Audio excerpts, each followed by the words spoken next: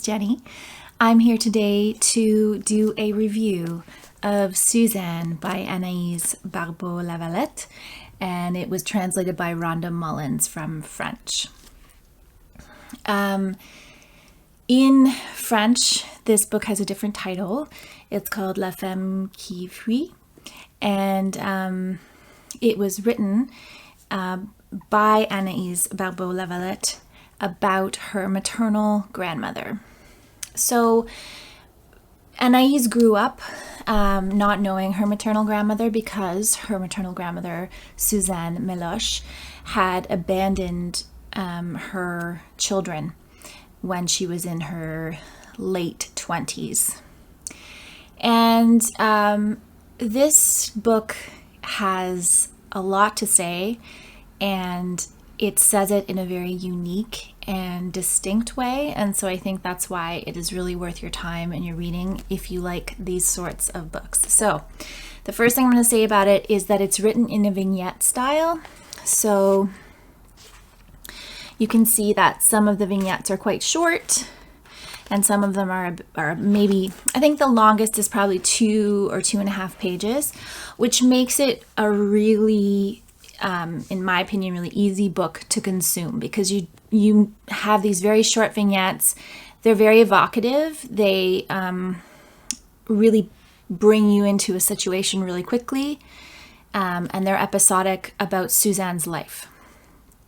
You also hear from Anais, and you hear her perspective at the beginning and at the end, and the rest of the book is told in the second person. So she's basically talking to Suzanne as she's telling Suzanne's story, which I found to be a really engaging way of reading, and I think it also helped to establish that Anais has a very strained relationship with this woman. She doesn't know her.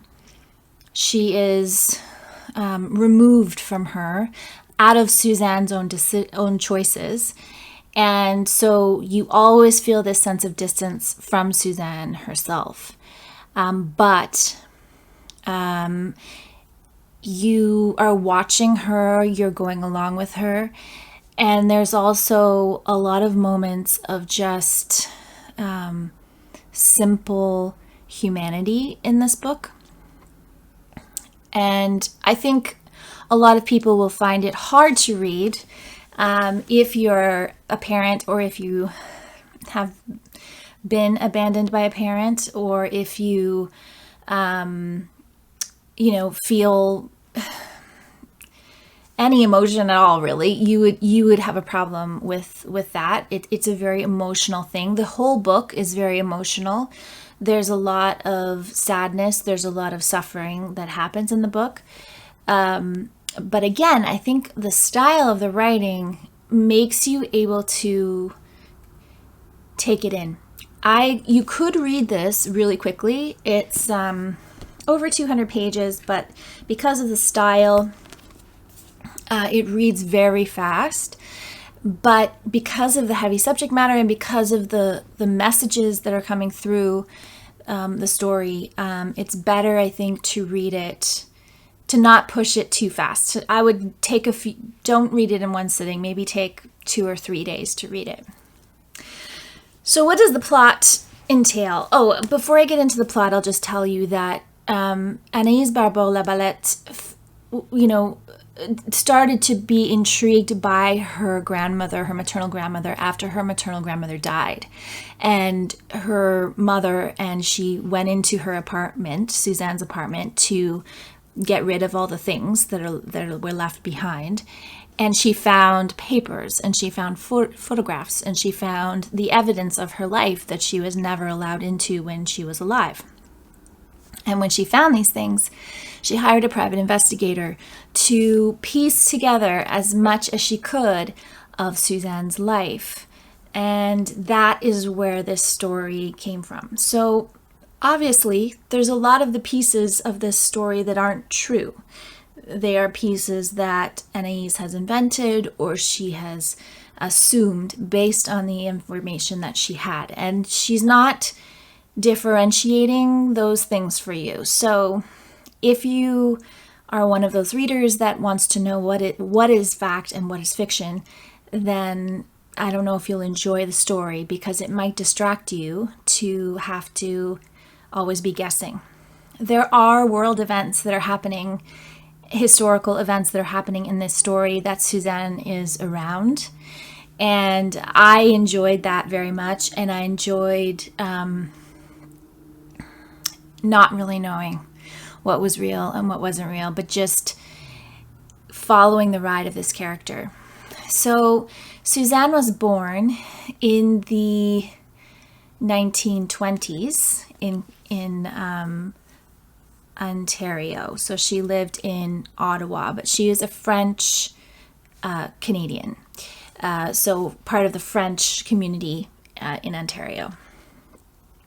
And you go through a lot of her childhood of growing up during the Depression. So her father, her parents, her family were doing well financially. And then during the Great Depression, her father lost his job and he was forced to go and do kind of the work party type thing where they would send the men out to do kind of needless tasks, such as pull dandelions out of the ground for the whole day, and they would get a stipend of money for that to survive on. And there's actually one vignette where Suzanne goes with him and does that with him for the day as a child. And she was loved by her parents, but there's definitely a sense of her mother having given up who she was to be a mother. And that is a theme in this book. One of the themes in this book is, what do you sacrifice to have children? What does society of this time, so you're thinking about the 1930s, the 1940s, World War II, into the 1950s, what are women's roles? What are they expected to do? And how does that affect them? So that's one of the themes that you see here. Suzanne always has this urge to be free, to be moving, to be out in the world. She doesn't want to feel hemmed in. She doesn't want to feel controlled. And she very much pushes against a lot of the conventional ideas of the way girls should act and the way you should be as a good Catholic, because obviously if she's French Canadian, she's being raised as a Catholic. And so she's pushing against these things in her youth. She travels to Montreal, where she meets a group of rebel outsider writers and artists. And this group was actually very instrumental in a part of Quebec history called the Quiet Revolution, which was about a group of people who refused to live under the oppressive rules of the Catholic Church. Because at that point in Quebec's history, French Canadians were very much pushed down upon by the Catholic Church. The Catholic Church controlled their lives, and the rules of those of their religion were stifling for some people. And so Suzanne finds a group of people who are against that, and they were a real group of people, and she was involved with them, and there is evidence about that. So one of the things that is mentioned in here in terms of historical purpose is the Refus Global, which was a manifesto that was written by an artist and thinker and professor named Paul-Émile Bourdois. And he was, blacklisted and ostracized after he published this paper. And there were a lot of the other artists that Suzanne was hanging out with at that time who signed it as well, including her future husband. And what I enjoyed a lot about this book is that it talked about this part of Quebec history that, even having grown up there, I didn't really learn about, because it's more of the outsider alternative artist history. And I was not really taught that in art history because we focused very much more on the broader movements and the most famous artists out of the United States and Europe, and we don't really focus on our own artists as much in the art history that I learned in school.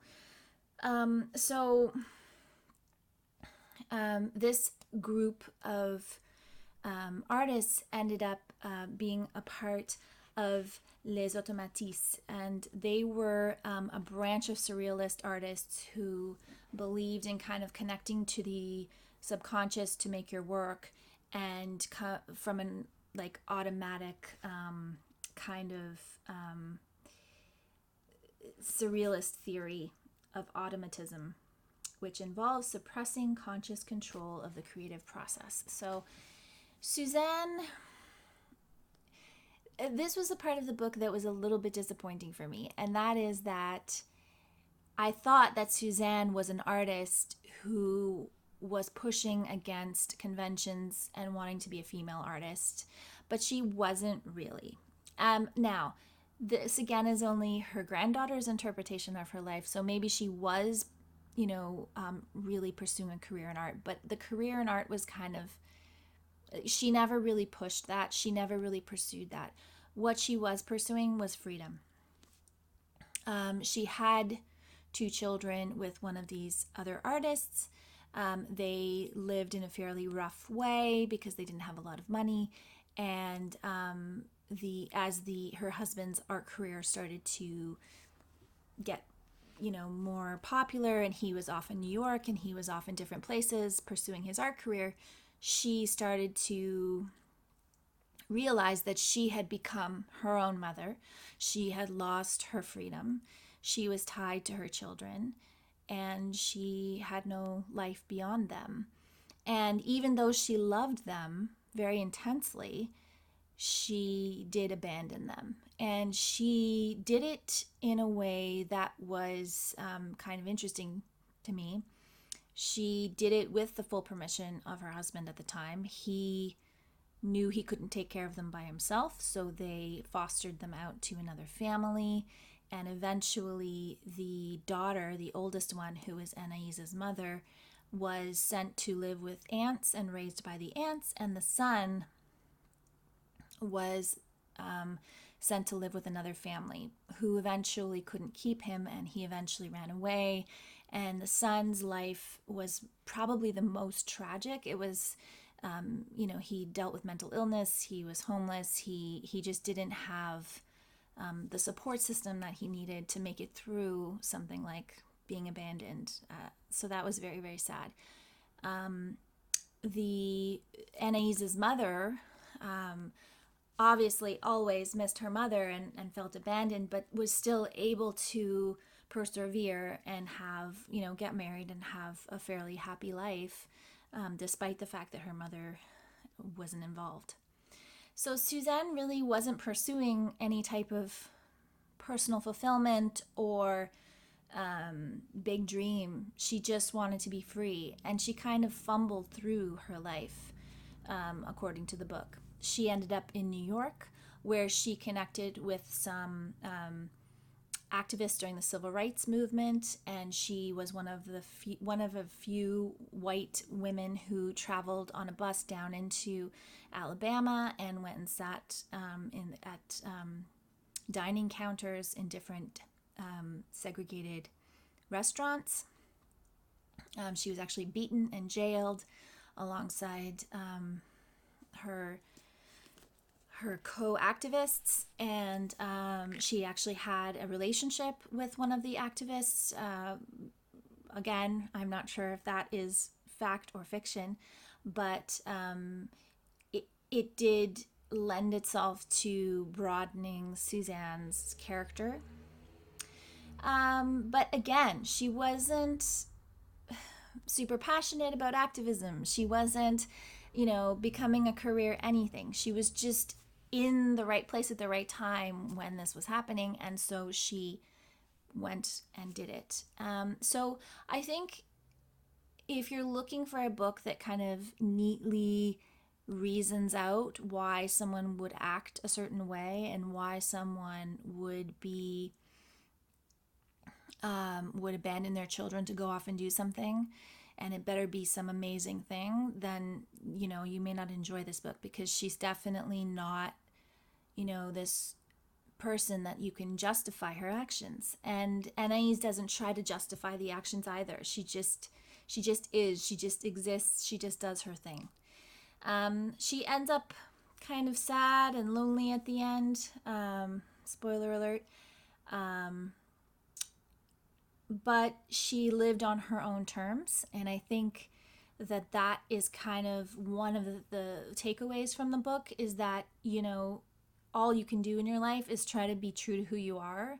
And I think Suzanne did try to do that. The writing is absolutely beautiful in this book. There are some passages that I just thought were stunning. And I do think that Anais was able to capture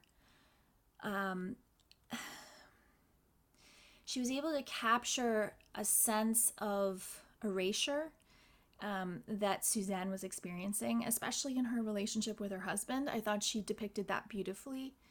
And